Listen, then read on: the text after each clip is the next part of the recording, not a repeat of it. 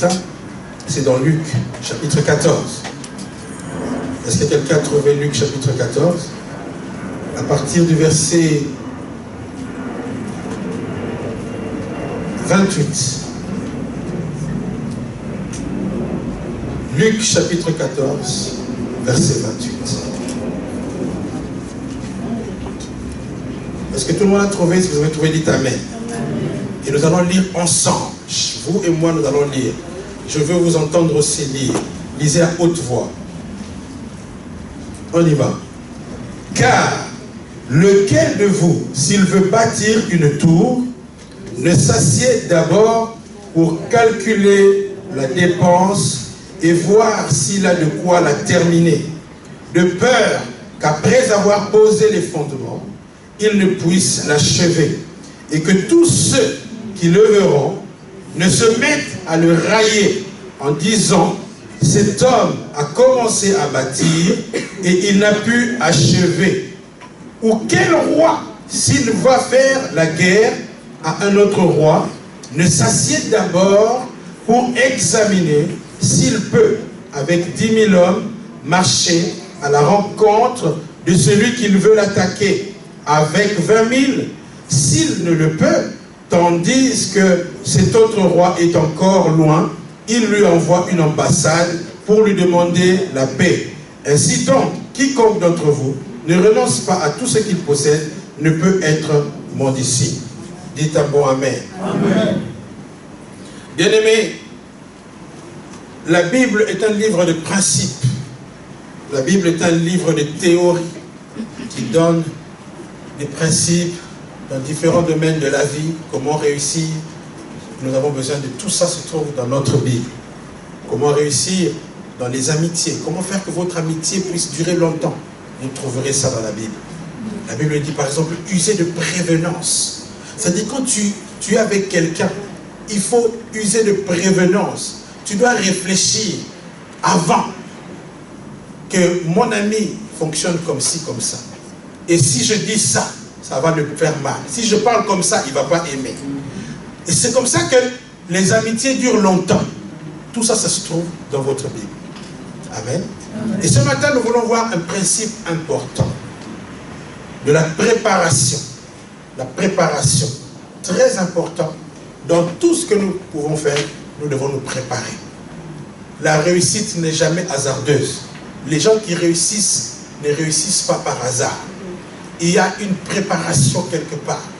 Les grands athlètes que vous voyez, pour qu'ils puissent faire tant de performances, pour réaliser des grandes performances, ils se préparent. Si vous pensez que Serena Williams est devenue Serena Williams comme ça par hasard, en dormant, en ne faisant rien, en regardant la télévision, en passant toutes les journées entières sur Facebook, si vous pensez que c'est comme ça qu'elle est devenue Serena Williams, vous vous trompez lourdement. Il y a un besoin de préparation, s'il vous plaît, dans tout. Dans tout et pour tout, il faut se préparer. Dites un bon Amen. Amen. Et aujourd'hui, nous allons parler de la préparation en général, mais nous allons aussi parler de la préparation dans un domaine très important, du mariage. Le mariage. Ah, nous sommes dans la saison des mariages.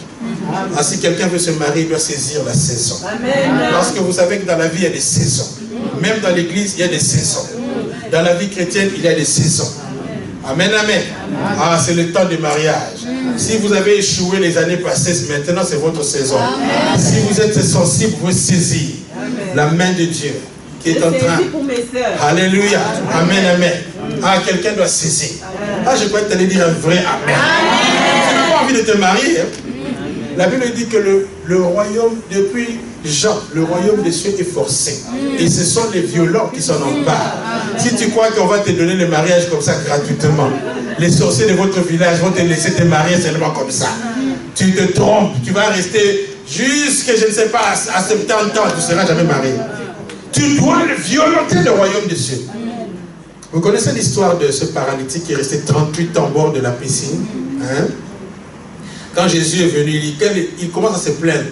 Depuis que je suis là, il n'y a personne pour me pousser dans l'eau. Il y a beaucoup de sœurs aussi qui sont comme ça. Je ne me marie pas, il n'y a personne pour m'épouser. Il n'y a personne qui veut m'épouser. Aussi canon que tu es, il n'y a personne qui veut t'épouser. C'est pas normal. Il y a même des gens, des sœurs qui ne sont même pas canons, mais elles se marient facilement. Et toi, vraiment, donc je ne cite pas le nom, comme tu es là, vraiment, regarde seulement comme tu es. Tu devrais déjà te marier. Alléluia. Amen. Le problème parfois c'est nous-mêmes. Nous ne violentons pas le royaume des cieux. Et on met Dieu sur le banc des accusés. On dit Dieu n'a rien fait pour moi. Dieu ne s'occupe pas de mon problème. Mais Jésus dit que le royaume des cieux, ce sont les violents qui s'en emparent. Ce sont ceux qui sont forts, qui ne restent pas tranquilles dans leurs problèmes et qui ne passent pas leur temps à pleurnicher sur leur triste sort, mais qui se lèvent, qui disent désormais, Satan, tu ne me bloqueras plus, parce que maintenant, je vais commencer à jeûner, je vais commencer à passer des journées entières à l'église. Quel jour tu vas venir me demander, pasteur, est-ce que je peux faire une retraite à l'église, parce que j'en ai marre de ma situation, je veux m'en sortir, et que tu viennes passer toute une journée entière devant la face de Dieu à expliquer ton problème, à dire à Dieu quand est-ce que tu vas me sortir de là. C'est comme ça que tu vas t'en sortir, par la violence. Et tu dois aussi te fâcher contre les sorciers de votre village, les envoûtements de votre famille. Tu dois te révolter contre ça. Si tu ne fais pas ça, tu vas mourir comme tu es. Alléluia. Ah, ce n'était pas mon sujet. Mon sujet, c'est la préparation. Dis à ton voisin, c'est la préparation. Il faut apprendre à se préparer. Dans tout, bien aimé, on doit se préparer. Même pour organiser un culte comme ça, il faut qu'il y ait la préparation. C'est pour cela que je rappelle à tous les ouvriers qu'on ne vient pas au culte à 11 h comme tout le monde. Ça ne se fait pas. C'est vous qui devez venir préparer le culte. Même il y a des raisons simples, même sans être spirituel. Parce qu'on croit toujours que, non, il faut venir d'abord prier. Non. Même pour venir, le culte va venir, imaginons, les chaises sont en désordre. Qui doit vérifier? Qui doit vérifier l'état de la salle de culte? Ce sont d'abord les gens qui font le protocole. Vous devez venir vérifier. Est-ce qu'il n'y a pas, regardez, il y a un bout de papier qui traîne là. Ce n'est pas normal. On devrait vérifier ça avant. Tout à fait. Amen. Vous devez vérifier toute la salle. Est-ce qu'il y a des toiles d'araignée quelque part qui traînent? C'est la vérité. Je veux vous amener à l'excellence. On ne fait rien comme ça au hasard. Non, un culte seulement pour faire. Non, alors on vaut mieux ne même pas faire. Si vous voulez offrir un culte comme ça seulement à Dieu, ça ne sert à rien. Avec Dieu, c'est excellent ou rien du tout. Amen. Dis à ton voisin, excellent ou rien du tout. Nous devons être excellents dans tout ce que nous faisons. Et ça nécessite la préparation. Pour offrir un culte excellent à Dieu, nous devons vérifier avant 11 h. On doit venir vérifier l'état de la salle. On doit vérifier est-ce que les chaises sont bien rangées. Est-ce que c'est vraiment bien aligné. On ne vient pas arranger les choses pendant que le culte a déjà commencé. Ça, ce n'est pas excellent. Avec Dieu, nous devons être excellents. Et c'est pour cela qu'il est important de préparer le culte avant. Ça, c'est la préparation matérielle. Il y a toujours une préparation matérielle dans tout. Il faut préparer les chaises, il faut préparer les appareils, il faut venir tester les micros. On ne peut pas commencer à tester les micros pendant que les chanteurs sont déjà en train de chanter. Ça ne se fait pas.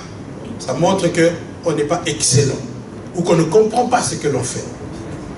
Il y a des gens qui n'ont pas de vision. Il faut avoir la vision. Quand tu fais quelque chose, tu dois avoir la vision. La vision, c'est-à-dire, tu vois la chose dans un horizon lointain. Où est-ce que tu veux aller? Quel niveau? À quel niveau est-ce que tu veux arriver? Dites un bon amen. Amen. Il faut toujours viser plus haut. Plus haut, toujours plus haut. Alléluia. Amen. Dans tout ce que tu fais, tu dois viser plus haut. Même quand tu fais des enfants, il ne faut pas pondre des enfants seulement pour le plaisir d'avoir des enfants. Il ne faut pas remplir la terre des enfants comme ça. Ça ne sert à rien. Parce qu'on a dit remplissez la terre, mais remplis-lui de vrais enfants. Amen, amen, amen. Tu dois avoir une vision pour tes enfants. Où est-ce que tu veux amener ces enfants? Il y a des gens qui font des enfants et puis ils les délaissent comme ça. Ils laissent YouTube et France et toutes les chaînes de télévision là, éduquer leurs enfants. Tu dois préparer l'avenir de tes enfants en travaillant sur leur éducation. Quelqu'un donne un mot à moi. Jésus dit, quel est cet homme qui, quand il veut bâtir une tour, ne s'assied pas pour réfléchir, pour calculer la dépense qu'il doit mettre en œuvre pour pouvoir réaliser cela. Et il dit, s'il ne le fait pas, les gens vont se moquer Les gens vont se moquer, on va dire, oui, voilà, il a commencé à bâtir un immeuble et il n'a même pas fini. Beaucoup d'entre nous, nous bâtissons sans terminer. Et nous échouons, faute de préparation. Même pour faire une entreprise, ah maintenant, c'est le consultant financier qui va parler. Je travaille dans la finance et le management. Pour faire une entreprise, mes frères et mes sœurs africains, pardon, nous les Africains, nous n'aimons pas traiter les choses bien organisées. Nous faisons les choses seulement comme ça, comme ça, comme ça. Je veux faire une affaire, je commence comme ça. Je prends quelqu'un qui paye de l'argent et puis je commence.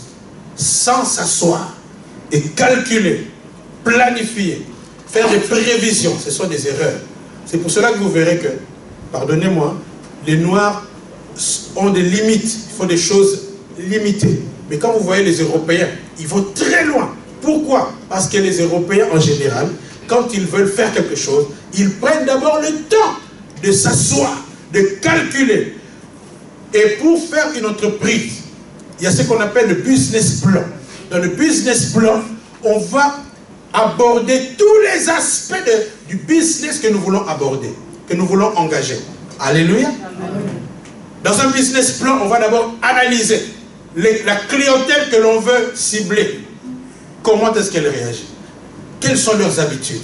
On fait même une étude de marché pour voir quels sont les besoins. Si je veux ouvrir un magasin de produits africains, on va avoir de Fumbois, de Pondou. J'aimerais bien qu'il y ait quelqu'un qui fasse ce magasin dans le coin ici. Hein? Je vous donne des idées de business. Ah, il y a quelqu'un qui saisit. Amen. Oh, tu n'as pas dit amen. Amen. Tu peux faire un magasin. Tu regardes ici, ça n'existe pas. Tout le monde pour acheter va à Bruxelles. Mais si tu peux aller à la commune même, demander la population qui est d'origine étrangère, d'origine africaine, pour voir quel est le marché potentiel que tu as ici, dans ce coin. On te dit par exemple qu'il y a 20 000 ressortissants des pays d'Afrique qui aiment manger la chikwang et le mounsam. Mais si tu as déjà 20 000 qui sont dans ce coin, ça veut dire que tu as 20 000 clients potentiels. Vous comprenez? Et alors tu vas te dire, bon, tous les 20 000 ne vont pas quand même venir chez moi. Il y en a qui vont garder leurs habitudes. Donc je peux cibler au moins 10 000 personnes. Et tu vas calculer si 10 000 personnes viennent visiter mon magasin dans un mois. Et tu peux imaginer en moyenne combien les familles congolaises dépensent pour la nourriture africaine. Si vous voyez le budget que les gens dépensent. Pourtant les frites et tout ça c'est moins cher, mais on va toujours acheter les chikwang. Il y en a qui même... Il y a un poisson là qui vient du Congo, il est excellent, le moto. Ah là là. Tous les poissons ici c'est la distraction. À part le saumon bien sûr. Amen, amen. Donc tu vas chercher tous ces produits là. Si vous voulez m'avoir, mettez les motos dans votre magasin, je vais venir acheter. Alléluia. Si quelqu'un veut me faire plaisir, tu me prépares un bon plat de moto, je vais vraiment le manger. Et je vais te bénir comme Isaac. Alléluia. Amen. Non, ça c'est la préparation. Tu vas commencer à calculer tout ça et puis tu peux estimer quel sera mon chiffre d'affaires. Et tu analyses en fonction de ce chiffre d'affaires prévisionnel que tu pourras réaliser, si tu seras capable de payer les loyers du magasin, si tu seras capable de te rémunérer toi-même. Et tu peux même estimer que dans 1 an, 2 ans, je pourrai engager 2 ou 3 personnes et les recettes que nous allons faire seront en mesure de rémunérer ces gens-là. Vous comprenez? Et quand tu as toutes ces données, tu peux facilement t'engager avec assurance. Tu peux même aller demander un crédit à la banque. Et si d'ailleurs si tu vas demander un crédit, on va te demander où est votre business plan. Non, moi je sais qu'il y a beaucoup de Congolais, mais non papa, où est votre business plan? On ne parle pas comme ça par hasard. Aucun banquier ne va te donner un crédit comme ça par hasard. Même pour nous l'église, quand on a été chercher les crédits, on a fait un business plan. On a dit qu'on peut attirer autant de personnes. Et avec ces chiffres-là, nous pouvons avoir autant de dîmes et d'offrandes. Eh, quelle estimation! J'estime sur des problèmes dangereux. Parce que si je compte sur les dîmes de quelqu'un, le pasteur va se retrouver en prison pour rien. C'est difficile de faire des prévisions sur les chrétiens, parce que, surtout en matière de dîmes et offrandes, il faut vraiment que le Saint-Esprit t'inspire. Parce que c'est un problème, c'est là où les Romains sont poignés. Il y a des gens, ils prient bien, mais quand tu parles de la dîme, ça devient compliqué.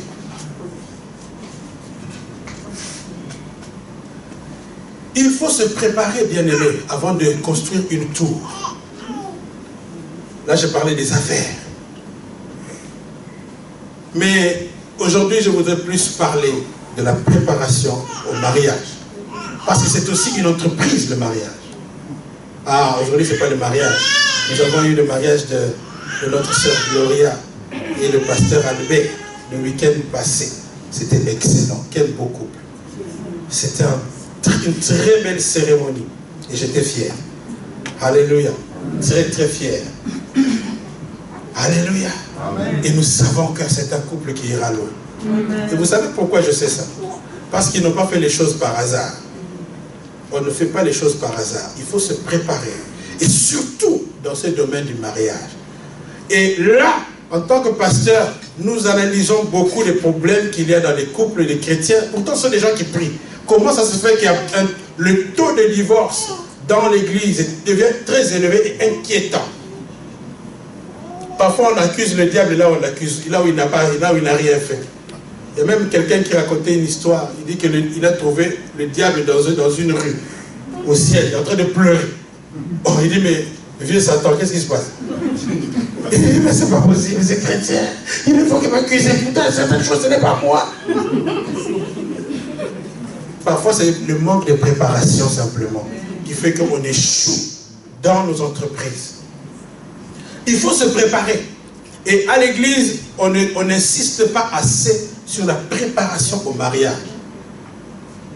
Beaucoup de gens entrent dans le mariage sans se préparer. Ils se marient sans avoir eu des informations. Même un voyage, ça se prépare. Les gens qui vont aller au Congo, ils doivent se préparer. Tu ne pars pas comme ça. Tu dois aller chercher le visa. Tu dois préparer les histoires que tu vas amener. Surtout là-bas, tu dois toujours amener des cadeaux. Parce que les gens t'attendent au tournant. Dès que tu vas arriver, qu'est-ce que tu nous as amené? Donc tout ça, ça fait partie de la préparation. Sinon, tu vas aller là-bas, on va se fâcher contre toi. Tu dois te préparer. Les habits que tu vas porter quand tu vas aller à Kinshasa, ce ne sont pas les mêmes habits que tu portes ici quand tu arrives. Donc tu vas prévoir des t-shirts, des shirts, tu vas prévoir des choses qui correspondent au climat de là où tu vas. Et les gens veulent entrer dans le mariage sans se préparer. C'est une erreur stratégique. Et d'ailleurs, c'est pour cela qu'il y a beaucoup d'échecs dans le mariage. Parce que c'est manque de préparation. Et dans nos églises, nous devons insister sur la préparation au mariage. Et depuis quelque temps, nous avons institué des temps d'enseignement et de prières pour les candidats au mariage. Parce que si vous entrez dans le mariage comme ça, sans vous préparer, il y a un dicton qui dit « mariage athée, plaisir vite gâté ». Les mariages où on se précipite, le plaisir est vite gâté.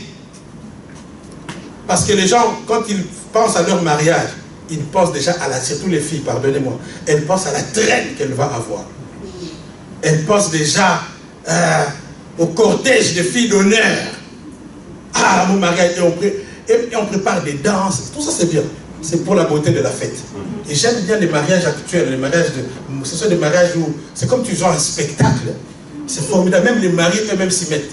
Ils sont comme des stars en train de danser, ils font des danses spéciales, des chorégraphies. C'est super tout ça. Et même pour faire un mariage, il faut d'abord calculer aussi. Est-ce que nous avons assez de budget pour pouvoir faire la fête? Parce que quand les gens pensent à leur mariage, ils pensent plus d'abord à la fête. Mais même ça, il faut prévoir. Gérer, c'est prévoir. Un bon gestionnaire, c'est quelqu'un qui pense aux choses à l'avance, pas après, pour commencer à être surpris. Et Jésus, c'est Jésus qui donne cette règle. Il dit, avant de construire une tour, tu dois d'abord t'asseoir et réfléchir. Est-ce que j'ai tout ce qu'il faut? Et quel est ce roi, s'il va aller en guerre, ne va pas s'asseoir pour analyser son armée, pour compter, j'ai combien de militaires, est-ce que nous serons capables d'affronter cette armée-là? Est-ce que tu savais que quand tu te maries, c'est une guerre que tu as déclenchée?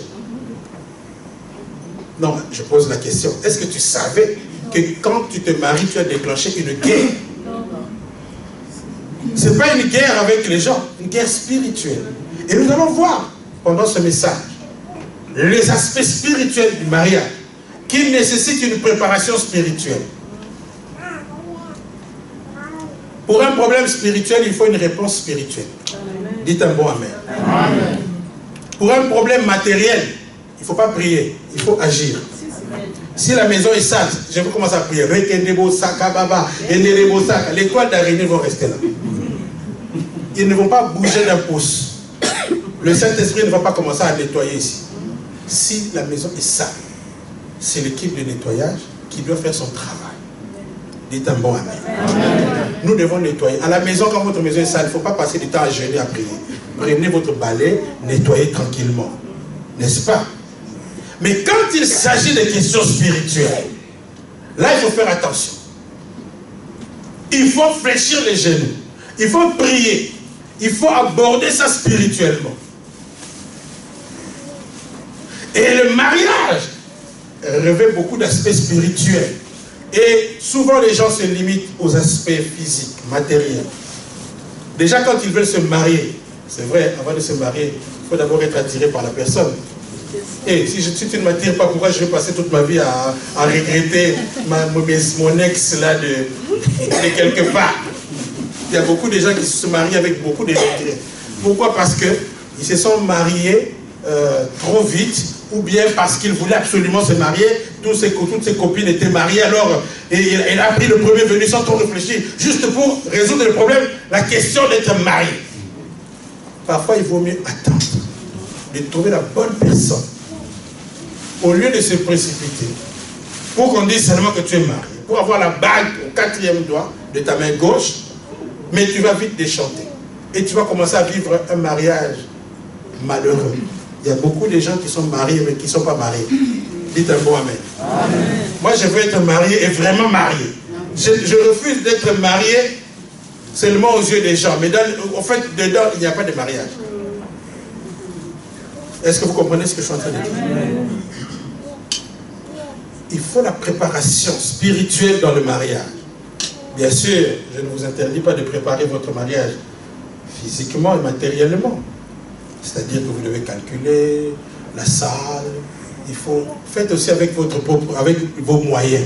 Ne cherchez pas à aller au Hilton et après, vous n'avez même pas l'argent pour payer le carburant. Ça ne sert à rien. Moi, je vais venir au Hilton, je vais mettre mon costume, cravate, je serai très content et fier de faire des selfies au Hilton. Ah, comme ça, tout le monde voit sur Facebook. Hey, j'ai été au Hilton. Ah, je suis dansé, comme on dit quelque part. Ça ne sert à rien. Faites avec les moyens de bord. Si vous n'avez même pas l'argent, vous pouvez faire votre fête seulement ici. Et ça s'arrête là. Et votre mariage ne sera pas moins béni. Je connais des gens qui n'avaient pas l'argent pour faire la fête. Le mariage s'est limité à l'église. Après le culte, on a fait un buffet là-bas, où les mamans préparaient, et puis on a mis la musique, on a appelé un DJ, et puis voilà, ça s'est limité là. Ici, il y a beaucoup d'espace. On peut faire votre fête là-bas. Et on va danser, on va faire les youloulou, les milolo, tout ça. Et après ça, votre mariage sera béni. Que quelqu'un dise Amen. Amen. Il faut calculer, il faut vérifier. Parce qu'il ne faut pas faire des choses juste pour plaire aux gens. Je connais un couple qui s'est marié. Et ils n'avaient pas calculé l'histoire de limousine. Parce que maintenant on aime les limousines, hein, c'est beau. Hein. L'heure de la limousine avait dépassé. Et alors ils ont calculé, si on continue comme ça, on va passer 2 mois de piacature. Alors ils sont arrivés à l'avenue Louise. Ils ont dit au chauffeur de limousine, bon, comme le temps est passé, descends-nous seulement ici. Vous avez eu la femme avec sa robe blanche de mariée dans le métro, s'il vous plaît. Ils ont pris le métro et on voyait le couple dans le métro. Non, mais c'est la vérité. Faute de calcul. Il faut bien calculer à l'avance. Il faut calculer votre budget. Calculez tout ça. Sinon, on va vous voir avec votre robe blanche. Dans les trams. Mais dans le délai, c'est encore pire. Dans le métro, ça va encore. Vous allez donner des complications au chauffeur parce que votre train pour entrer là, on doit vous ouvrir vraiment les deux battants parce que sinon ça sera compliqué. Non, il faut préparer, s'il vous plaît. Il faut s'asseoir. Ah, je sais qu'il y a beaucoup de candidats au mariage ici. La série va continuer. La liste des mariés n'est pas encore clôturée. Ça va se poursuivre. Mais seulement, je vous informe à l'avance qu'il faut se préparer. Quelqu'un donne un bon amen. Amen. Prépare-toi. Amen. Il faut calculer tout ça. D'accord? Pour la fête et tout. Préparer tout à l'avance. C'est bien d'avoir un wedding planner pour bien faire. Ça, c'est très important. Quelqu'un qui va vérifier chaque détail de votre célébration, de votre cérémonie de mariage. Parce que parfois, soi-même, on est embrouillé. Mais quelqu'un qui va être chargé. Est-ce qu'on a fait ça? Est-ce qu'on a fait ça? Voilà le planning, c'est ça. Telle heure, tu cherches la coiffeuse. Telle auteur, c'est comme ça. Et on vérifie tout. Et quelqu'un qui vérifie, qui vous appelle. Est-ce que c'est très important, un maître de cérémonie, pour votre soirée, pour que ce soit quelque chose d'intéressant. Prenez quelqu'un, choisissez quelqu'un, ou dans la famille, ou parmi les amis, quelqu'un qui sait bien parler, quelqu'un qui a le sens de l'organisation, qui va vérifier tout. Quelqu'un donne un bon amen. Amen. Mais en plus de cela, il faut préparer la personne à vivre des choses qu'il va rencontrer dans le mariage. Je vais doucement. Une jeune fille qui doit se marier, dans ma langue maternelle, le Kikongo, il y a un adage qui dit ceci. Je vais le dire en français. Il dit qu'il faut enseigner l'enfant qui va au marché, mais pas celui qui revient du marché. Est-ce que quelqu'un comprend ce que je suis en train de dire? On n'enseigne pas quelqu'un quand il a divorcé. Il faut enseigner avant d'entrer dans le mariage. Si votre fille doit se marier, il faut lui apprendre les questions qu'elle va aller vivre dans le mariage. Il faut dire, hé, ma chérie, maintenant tu n'es plus la petite fille là. Maintenant tu vas entrer dans la cour des grands. Donc il faut maintenant commencer à comprendre les choses que tu vas rencontrer dans le mariage. Parce que les gens ont des rêveries sur le mariage, un conte de fées. Et mon mari sera comme ça. Et ceci. Mais c'est bien. Mais est-ce que tu sais ce que tu vas vivre dans le mariage? D'abord, commence à apprendre à préparer, à cuisiner. Tu veux te marier? Apprends d'abord à cuisiner. Parce que ça sera un sujet de moquerie. On va te railler. Quand les beaux-frères vont venir chez vous à la maison. Chez nous, si tu ne sais pas préparer le foumbois, en tout cas, tu es disqualifié.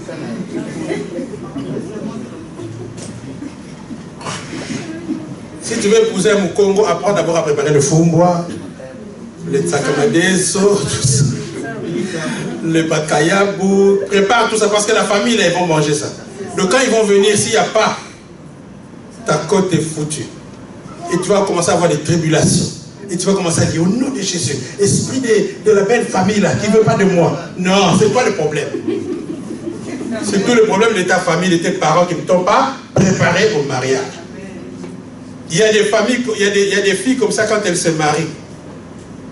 La maman se rend compte maintenant, elle se réveille soudainement. Mais que cette fille n'a jamais préparé. Alors elle prépare des bols et des bols, des bols et des bols. Toute une quantité industrielle qu'elle peut utiliser, micro-ondes et tout ça. Mais moi, si je suis ton mari, je veux la nourriture fraîche, bien préparée aujourd'hui. Pas des trucs de micro-ondes là. Et les jours où la maman n'est plus là, les bols sont terminés. Il n'y a plus personne qui amène les bols. Apprends à préparer si tu veux te marier. Et apprends à être une femme qui sait cuisiner. Parce que si tu ne sais pas préparer, on va te comparer. Même ton mari va te comparer. La comparaison vient très vite. C'est la vérité. On va te comparer. Surtout il y a des gens là qui avaient déjà fait beaucoup d'expériences, il y avait beaucoup de copines avant. Il va te comparer. Il dit, ah, mais avec Caroline, c'était pas comme ça. Avec Caroline, j'ai mangé vraiment. Mais Nagno, il vraiment n'a pas. Qu'est-ce que j'ai fait vraiment? Quelle erreur vraiment. Et puis, tu n'es plus la star de ton mari. Tu commences à être au classement, le dernier du classement des femmes. Il faut te préparer. Ce sont des questions importantes à préparer dans un mariage. Comment tenir la maison? Nettoyer la maison. Bon, vous les mamans là, vous voulez gâter vos enfants. Vous ne lui demandez jamais de nettoyer la maison. Mais quand elle va être elle-même la maîtresse de la maison, elle n'a pas ces réflexes-là. Elle n'a pas le courage. Parce qu'ici en Europe, les femmes doivent être courageuses. Parce qu'on est fatigué, tu travailles. Mais si tu n'as pas les réflexes d'une femme responsable, tu vas laisser la saleté des 4 mois va rester là. Parce que tu seras fatigué, tu n'auras pas le temps, tu n'auras pas la force. Et ton mari va se dire, mais quelle femme j'ai été épousée. Et si par hasard elle va visiter une amie là, il trouve que là-bas c'est propre, petit, à peine pas. Il dit, mais je crois que on peut aussi quand même. Et puis c'est ça plus à l'aise là-bas. Il faut aider les maris quand même. Parce qu'on est très sollicité. Il y a beaucoup de sollicitations. Quand tu vas au travail, et puis une femme doit être propre, savoir être pétillante. Mais c'est la vérité. Vous croyez que si je prie, je ne vois pas. Je vois et j'ai des bons yeux pour voir.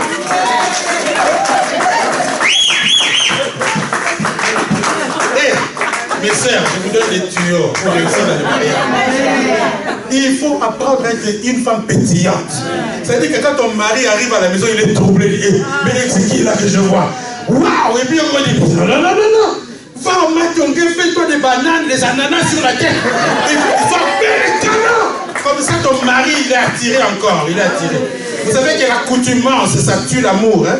L'habitude, si tu vois la même tête, c'est tous les jours. Il y a des femmes aussi qui sont ravies de changer. Pas du 1er janvier au 31 décembre, c'est toujours des nattes. Oh, mais change! Fais un peu de Rihanna comme ça, je sais pas. Alléluia. Il faut préparer les gens en réalité du mariage.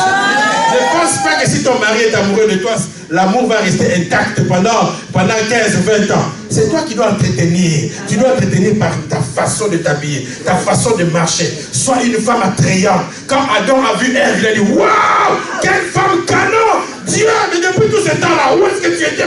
Pourquoi tu m'as laissé avec des lions, des serpents? Maintenant, au moins, Jésus, tu as fait quelque chose. Amen. Il faut que ton mari dise ça. Mais tu dois être préparé à ces réalités-là. Alléluia. Oh, je vais avancer. Amen. Ça, ce sont les aspects physiques, matériels. Et les garçons aussi. Vous devez vous préparer. C'est vrai. Tu crois que la femme là va s'intéresser à toi seulement gratuitement comme ça? Tu as la coiffure comme un chasseur, il va t'aimer comme ça. Va matonguer, rase-toi bien, il faut coiffer et sois propre. Parfois on a des plaintes de mariage. Une femme qui ne veut même plus dormir avec son mari. Parce que le mari, il vient du travail. 3 jours, il ne s'est pas lavé. Oh, un mari comme ça n'est pas intéressant. Apprends à te laver tous les jours. Parce que quand tu vas te marier, la femme va te bailler. Tu n'es pas propre. Tu n'es pas attrayant. Sois beau gars. Et habille-toi bien. Tu mélanges des couleurs violet, rouge, noir. Et une femme n'est pas attirée par un mari comme ça. Il faut entretenir l'amour dans le mariage. Amen. Alléluia. Amen. Nous allons aborder le volet spirituel maintenant. Dans le mariage, il faut apprendre à gérer la maison, tout ça, être responsable. Il faut enseigner aux enfants, de leur dire les réalités du mariage. Il faut être responsable. Le mariage, ce n'est pas une partie de plaisir seulement. Parce que les gens croient toujours, la lune de miel va se terminer, s'il vous plaît. Parce que les gens pensent à la lune de miel, on va aller à la plage. Mais ça ne sera pas tous les jours la plage. Après, c'est back to reality. La réalité va vous rattraper. Alors, il faut vous préparer à ça. Quelqu'un donne-moi. Amen. Alors, les aspects spirituels maintenant du mariage. Est-ce que vous savez que le mariage est une alliance? C'est une alliance. Et dans le cours que j'ai préparé pour le mariage, il y a une rubrique qu'on a intitulée « Le plan caché, le mystère caché et le principe des alliances dans le mariage ». Le mariage est une alliance. Et l'alliance, dans le sens biblique, veut dire ce qui est à toi est à moi. ce qui est à moi est à toi.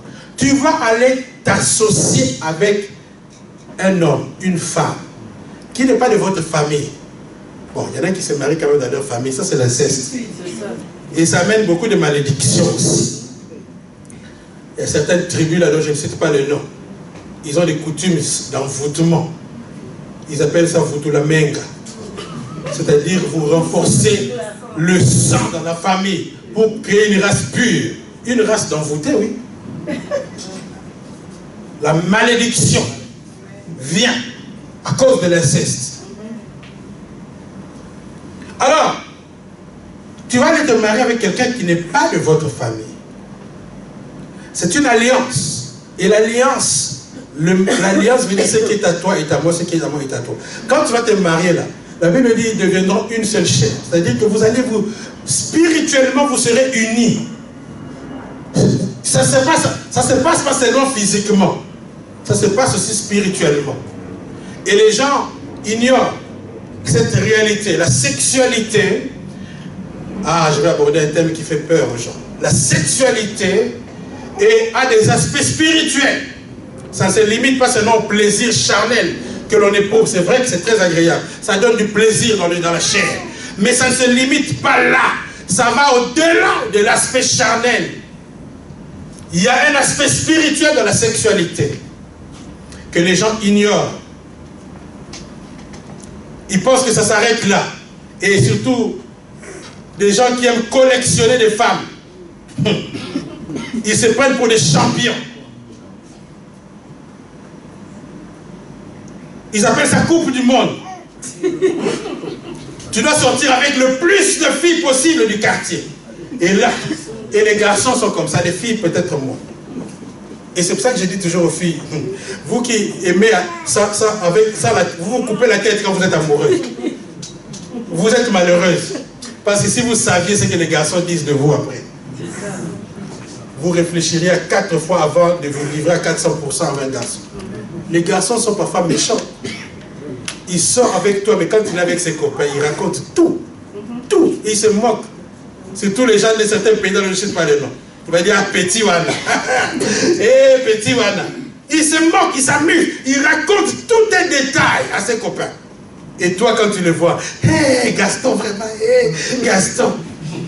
Tu donnes tout. À peine il t'a dit seulement, tu donnes tout. Tu donnes tout et tu ne réfléchis plus. La sexualité a des aspects spirituels. C'est pour cela qu'avant de te marier, il faut te préparer spirituellement. Parce que la sexualité va faire que c'est une alliance. Tu t'allies et ce qui est à lui devient à toi. C'est-à-dire que nous avons un bagage spirituel. Lisez cela dans Exode chapitre 20. Il dit ceci. Dieu punit l'iniquité des pères sur les enfants jusqu'à la 3e et à la 4e génération. Ça veut dire quoi? Que chaque personne hérite des choses de sa famille. Tu hérites autant de bénédictions, autant de malédictions.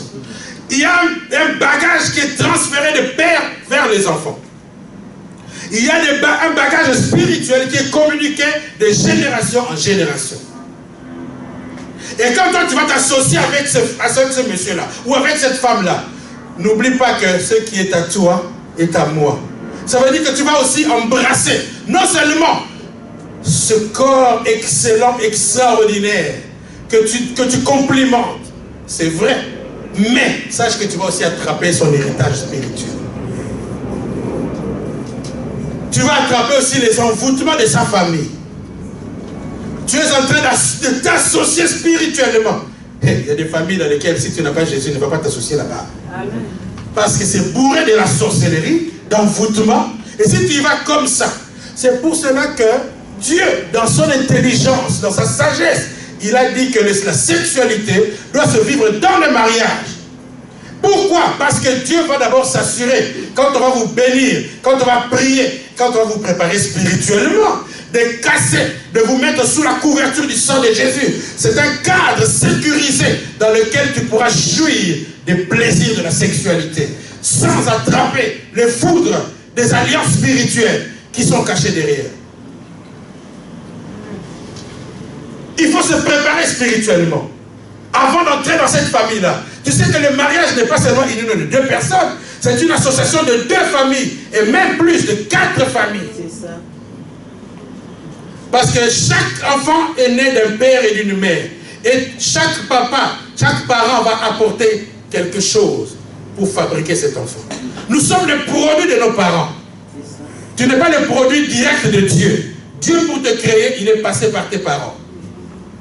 Si vous prenez une casserole dans laquelle vous mettez du piment, ok? Mais vous ne nettoyez pas ça. Et même parfois, après avoir nettoyé, le goût du piment persiste. Tout ce que vous allez mettre dans cette casserole-là va avoir le goût du piment. Tu es né de ton père et de ta mère. Tu es le produit de ton père et de ta mère. C'est eux qui t'ont donné naissance. Donc, tu as le goût spirituel de tes parents. Tu as reçu des choses de ces parents-là. Et n'oubliez pas, Dieu punit l'iniquité des pères jusqu'à la 4e génération. Donc ça veut dire que si... Est-ce que tu connais ton arrière-grand-père? Qui connaît son arrière-grand-père? Moi j'ai connu la grand-mère de ma mère. C'est rare. Hein? J'avais mon arrière-grand-mère, ma grand-mère et ma mère. Il y avait 3 générations comme ça. Mais c'est rare. Mais c'est tout ce que je connaissais. Mon arrière-arrière, là, je ne les connaissais pas. Ça, c'est du côté de ma mère. Du côté de mon père, je n'ai même pas connu ni mon grand-père, ni ma grand-mère. J'étais encore bébé. Je l'ai vue sur photo. Elle m'a porté. La mère de mon père. Mais je ne la connais pas. Ses parents, elle, je ne les connais pas. Je ne sais pas comment ils vivaient. Or, leur comportement a une influence, une incidence sur ma vie, spirituellement parlant. Il y a des choses que vous vivez, vous vous posez des questions, mais d'où ça vient? Conséquence de ce que ton grand-père ou de ton arrière-grand-père faisait. J'ai fait la délivrance d'une dame dont le grand-père était chef coutumier. Dans leur famille, personne ne s'est marié. Aucune fille, chez les cousines, personne n'a réussi à se marier. Elle s'est mariée 2 fois. Et à 2 reprises, les maris sont morts, de la même maladie, de la même façon. Hasard, coïncidence? Non, ce n'est pas un hasard. Dans leur famille, il y a des lois établies. Ces maris-là sont entrés dans cette famille-là sans se préparer spirituellement et ils ont trouvé la mort là-dedans. Lisez l'histoire de Ruth, la Moabite. Naomi a dit non, on va quitter Bethléem. Il y a trop de piacatures ici. Ça ne va pas. Allons à Moab, là-bas. Ça se passe bien. Ils sont arrivés là-bas. Au lieu seulement de se limiter de vivre à Moab, leurs enfants se sont mariés à des Moabites. Tous les garçons sont morts. Pourquoi vous pensez? Ce sont des lois établies. Dans certaines familles, il y a des lois établies. Si toi tu entres là-bas comme ça, sans Jésus, tu vas subir la foudre de cette famille-là. Sache que quand tu te maries, les sorciers, il n'y aura pas seulement les sorciers de votre famille qui peuvent t'attaquer. Même les sorciers de votre belle famille pourront t'attaquer aussi. Parce que tu es connecté à cette famille-là au travers de ton mari ou de ta femme. Dites un mot amen. Amen. Tu vas subir les lois de cette famille-là. C'est pour cela qu'il faut une préparation spirituelle. Pendant les fiançailles, vous devez prendre le temps de prier pour vos familles mutuellement. Dites un mot amen. Amen. Les fiançailles, ce n'est pas une période de club med où vous devez aller à la plage, monsieur et madame, où vous devez vous livrer à toute la sensualité. C'est le temps où vous devez fléchir les genoux, commencer à briser les liens de vos 2 familles, commencer à vous couvrir du sang de Jésus, commencez à recommander votre mariage entre les mains de Dieu. La Bible dit que celui qui se confie en l'Éternel ne sera pas dans la confusion. Toi, tu ne te confies même pas. Tu es seulement content d'avoir trouvé un mari. Tu es fier d'avoir trouvé... Mais tu n'imagines pas les envoûtements qu'il y a derrière cet homme-là. Tu es seulement fier d'avoir trouvé une fille canon. Elle est jaune banane. Tu vas manger les bananes. Tu vas commencer, tu vas devenir philosophe.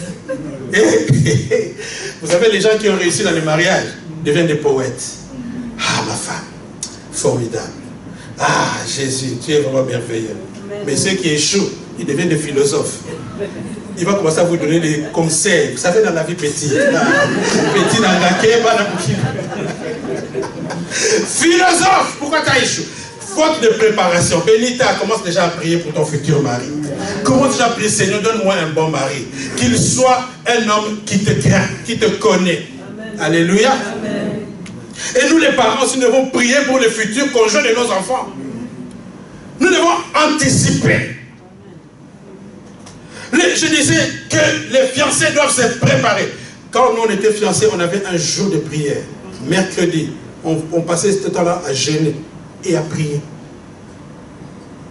pour notre futur mariage. Et même, je trouve qu'on n'était pas suffisamment informés sur les questions spirituelles du mariage. Mais je ne sais pas, conduit par l'esprit, nous avions seulement un jour de prière. On priait beaucoup. Il faut apprendre à prier pour votre future belle famille. Priez parce que vous savez que quand vous atterrissez dans un pays, même si vous n'êtes pas de la nationalité de ce pays-là, vous commencez à subir les lois de ce pays-là. Moi, je ne suis pas d'origine, je ne suis pas belge d'origine. Bon, j'ai été copté, belge sur papier. Mais dans la tête et dans l'esprit, je suis de quelque part. Mais, ça n'empêche pas que si je brûle le feu rouge, c'est la police belge qui va m'attraper. Les contraventions, là, je commence à recevoir des trucs. Je dis, Seigneur, je suis en train de lier l'esprit des contraventions, là, c'est pas normal. Ça, c'est l'esprit de Madian.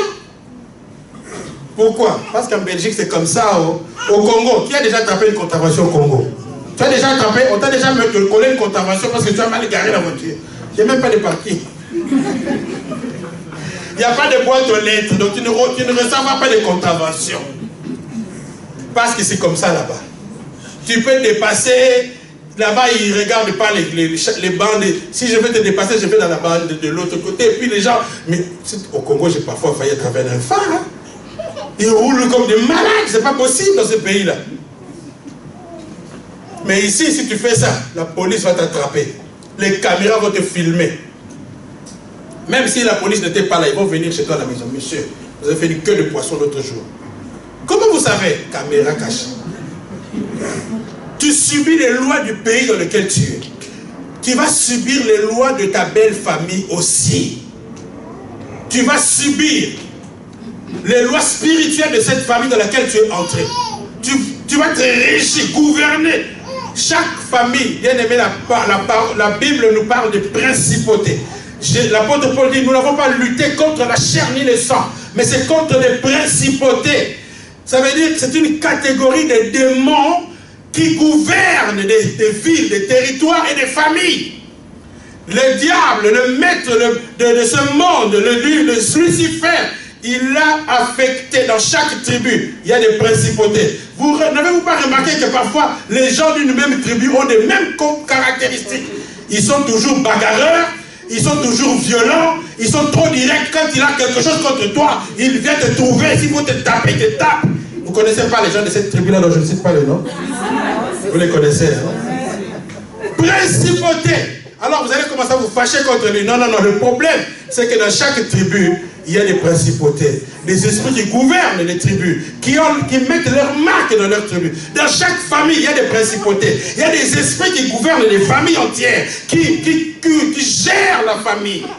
Et si toi, tu entres comme ça seulement, sans prier, tu vas subir la foudre, comme la famille de Naomi. Elle a perdu tous ces garçons qui se sont mariés avec des Moabites. Et vous connaissez l'histoire de Moab? Qui connaît l'histoire de Moab? Vous connaissez Moab? Oui, oui. Qui est Moab? Moab, c'est le fils de Lot. Et pas n'importe quel fils. C'est le fils que Lot a eu avec sa propre fille, s'il vous plaît. Il y a la tribu de Moab et des Ammonites. Les deux filles de Lot. Quel envoûtement! Quelle idée satanico-démoniaco d'envoûtement, je ne sais pas comment je dois qualifier ça. Comme il n'y avait pas de garçons dans les cours, dans les quartiers, qui pouvaient les épouser, elles étaient fatiguées. Vous savez, le diable travaille avec la fatigue. Quand tu es fatigué de ta situation, tu dois faire ce que Jésus dit. Venez à moi. Vous qui êtes tous qui êtes fatigués et chargés, et je vous donnerai du repos. Quand tu es fatigué de ton célibat, hey, si tu ne fais pas attention, tu vas aller épouser le clochard du coin. Il y a beaucoup de filles qui ont épousé des gens comme ça qui ne sont pas de leur niveau. Pardonnez-moi. N'épouse pas quelqu'un parce que tu es à bout de souffle. Parce qu'il n'y a personne qui répond à tes critères qui viennent. Vous savez, quand les filles commencent à 20 ans, elles ont des critères très élevés. Moi, mon mari doit être comme ça, il est bon gars, il doit être comme ça, il doit être étudié, il doit avoir l'argent. Et puis, à 25 ans, ça ne vient toujours pas. Il enlève 2 critères. À 30 ans, je vais coiffer. Il commence encore à enlever. À 40 ans, non. Si je ne fais pas attention, je n'aurai pas d'enfant. Et les médecins vont te dire, mais qu'est-ce que tu attends, maman? Fais-toi femme, fais-toi un bébé. Hé, l'âge, à 45 ans, ménopause, tu veux... Ah! Alors là, tous les critères sont mis de côté. Tu vas épouser même quelqu'un qui ne te correspond en rien. Et puis quand tu es dans le mariage, là, les yeux vont s'ouvrir. Tu dis, mais qu'est-ce que j'ai fait? Tu commences à regretter. Alléluia. Amen. Ces filles-là, faute de mari, elles se sont dit, on va aller avec notre père. Et comme elles connaissaient la faiblesse de leur papa aimait bien picoler. Quand ça commence, vous savez, l'alcool, bon, la Bible dit ne vous enivrez pas. Ok, d'accord. Si vous êtes capable de ne pas vous enivrer, ça va, buvez à votre niveau. Mais en tout cas, ne vous enivrez pas. Maintenant, à partir de combien de centilitres est-ce qu'on s'enivre? Ça dépend de chacun. Il y en a qui sont très forts, et même peut boire un casier de lèvres, il est toujours normal. Alors là, vraiment, ça fait un problème. J'avais un ami comme ça, il buvait un casier de Primus, et il n'était pas ivre, il était toujours normal. Oh! C'est qu'il y a quelque chose dans votre sang. Et elles ont donné du vin à leur papa, et leur papa était ivre mort, au point que les filles sont venues coucher avec, lisez ça dans votre Bible, avec leur papa. La grande sœur est venue, il a dit à la petite sœur, toi aussi, vas-y. Quelle sorcellerie, quel envoûtement. Et elles ont eu des enfants, Ammon et Moab. Et Naomi, quand elle quittait Bethléem, a amené ses enfants au pays de Moab. Et ses enfants sont allés épouser des Moabites. Et qu'est-ce qui s'est passé après? Tous les enfants sont morts. Une lignée envoûtée, maudite. Soyez tranquilles, dans toutes les familles, il y a des malédictions. Parce qu'il y a des maris comme ça, quand il y a trop de sorcellerie dans la famille de sa femme, ah, votre famille vraiment... Et tu peux même chasser la femme. Mais chez toi aussi, hein? Dans toutes les familles, il y a des problèmes spirituels. Mais c'est pour cela qu'il est important de se préparer spirituellement. Avant de vous marier, soyez rassurés-vous, assurez-vous d'abord de venir passer à la délivrance. Qu'on prie sur vous. Et analysez votre propre famille. Qu'est-ce qui se passe dans notre famille? Comment les gens vivent le mariage? Il y a des gens qui se marient avec un esprit de divorce déjà dedans. Donc, tu es déjà tu es déjà voué à l'échec. Parfois, quand nous préparons les gens au mariage, nous rencontrons des esprits de divorce. Heureusement, j'ai dit, mais si elle n'était pas venue pour la prière, son mariage allait être déjà un échec. Vous voyez, les choses qu'il faut faire pendant les fiançailles, la prière, plus de prière et moins d'amusement. Ne passez pas votre temps à vous embrasser, à vous amouracher pendant les fiançailles. Ça ne sert à rien. De toutes les façons, quand vous allez vous marier, vous aurez toute la vie pour ça. Au contraire, ce n'est pas encore le moment. Parce que ces actes-là doivent être sécurisés par l'Esprit de Dieu. Dans le mariage, si on a béni votre mariage, le Saint-Esprit va vous protéger spirituellement. Les envoûtements de votre belle famille ne vous atteindront pas. Parce que c'est sécurisé. Mais quand ce n'est pas sécurisé, vous connaissez les Wi-Fi qui ne sont pas sécurisés. Vous connaissez ça? Il faut sécuriser le Wi-Fi de votre maison. Pourquoi? Parce que n'importe quel hacker qui passe dans le quartier va entrer dans votre réseau. Et il peut même pirater vos données personnelles. Il peut même injecter des choses dans votre réseau. Il peut voir tout ce qu'il y a dans votre maison. J'ai suivi un documentaire comme un informaticien qui passait dans le quartier. Il expliquait le danger d'avoir des réseaux non sécurisés. Et moi, je vous parle des dangers d'entrer dans un mariage non sécurisé. N'importe qui passe dans la rue, si votre réseau n'est pas sécurisé, va entrer dans votre réseau, il va mettre des logiciels pirates, espions, qui vont détruire votre ordinateur. Il veut voir tout ce qu'il y a dans votre ordinateur. Si vous vous mariez sans la sécurité spirituelle, le diable peut contrôler votre mariage. Les démons vont contrôler votre mariage. Surtout la sexualité non sécurisée. La sexualité est la voie par excellence pour la transmission des démons.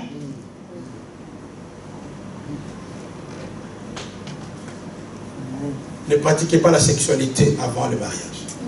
C'est une erreur stratégique. Parce que vous êtes en train d'accumuler déjà des envoûtements. Et d'ailleurs, quand vous serez dans les mariages, est-ce que vous savez aussi que pourquoi c'est très intéressant de préparer spirituellement dans votre mariage? Dans le mariage coutumier, hein, surtout nous les Africains, on fait le mariage coutumier d'abord. C'est très important. D'ailleurs, nous refusons de bénir les gens qui n'ont pas été mariés coutumièrement. Mais vous allez dire, mais là c'est la coutume. Pasteur, comment? L'esprit est plus grand. Non! Tu n'es pas né dans un arbre. Tu es né dans une famille. Tu dois avoir la bénédiction de ta famille. Très important. La bénédiction de tes parents est importante. Parce que Dieu t'a mis au monde au travers de tes parents. Il faut que tes parents te bénissent avant de te marier. Et je ne comprends pas comment les gens peuvent se marier sans passer par leur famille. C'est une erreur. Or, nous allons terminer le temps passé. Le mariage coutumier, chez les Africains, il y a beaucoup de rituels. Il y a beaucoup de rituels, parfois qui ne sont pas bien spirituellement. Bien que c'est important d'avoir la bénédiction des parents, mais sachez que dans toutes les tribus, il y a des pratiques qui sont parfois démoniaques. Donc, dans votre mariage coutumier, à moins que vos parents soient chrétiens et qu'ils éliminent tous les rituels ancestraux, démoniaques.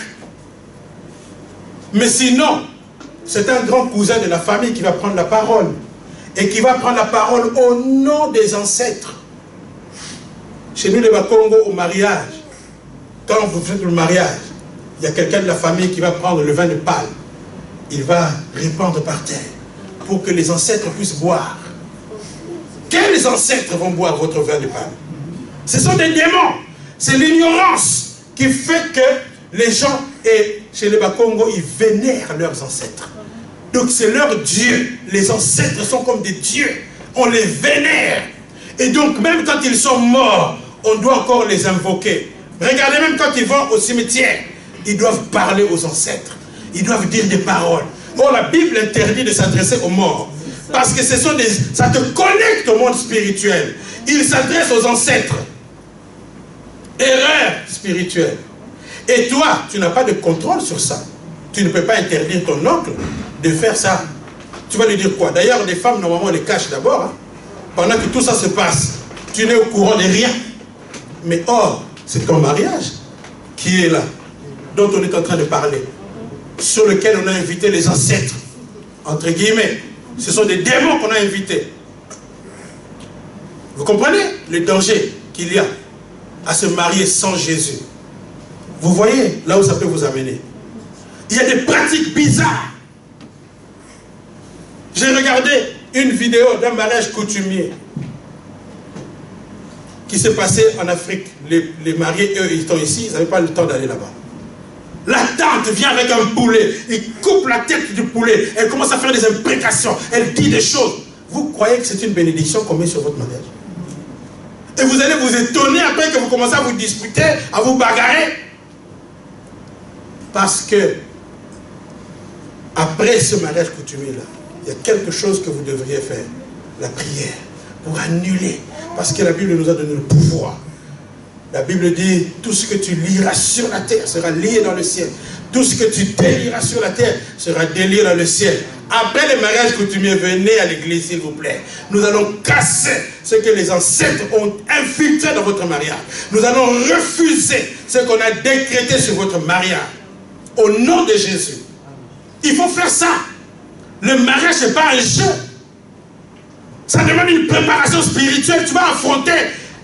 C'est ça que Jésus a dit. Quel est ce roi qui va aller en guerre sans avoir consulté son armée pour voir est-ce que j'ai mes soldats, est-ce qu'on a suffisamment d'armement? Tu vas aller affronter. C'est une guerre que tu déclenches contre les démons de ta belle famille. Dans certaines belles familles, ils ont interdit à leurs enfants de se marier. Et toi, tu entres là-bas. Tu es en train de provoquer la guerre. L'exemple que je vous ai donné, la sœur là, dans la famille, personne n'avait le droit de se marier. Et elle est allée se marier. Le pauvre Maria Batou est venu tout gentiment. Il a épousé, il était fier. Mais il ne savait pas que c'était sa tombe. Parce que dans cette famille-là, on a interdit aux gens de se marier. Et toi, tu viens épouser notre fille. Mais on va te frapper. Mais si cette personne a Jésus, c'est vous qui allez recommencer. Alléluia. Amen.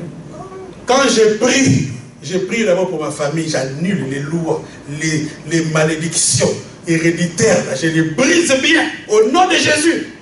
Il y a des familles comme ça où ils sont nés, il y a l'inceste. À un certain niveau, il y avait l'inceste. Le grand-père, là, il a épousé sa tante. Vous tous la main, et votre papa est né là-bas. Toi, tu n'es pas au courant, mais tu es dans la malédiction. Que tu le veuilles ou pas, tu es dans la malédiction. Parce que tu es le produit de tes parents. C'est pour ça que nous, les parents aussi, devons faire attention à ce que nous faisons.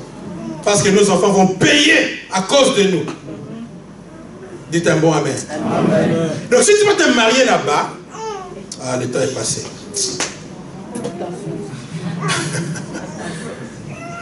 Vous voulez que je continue?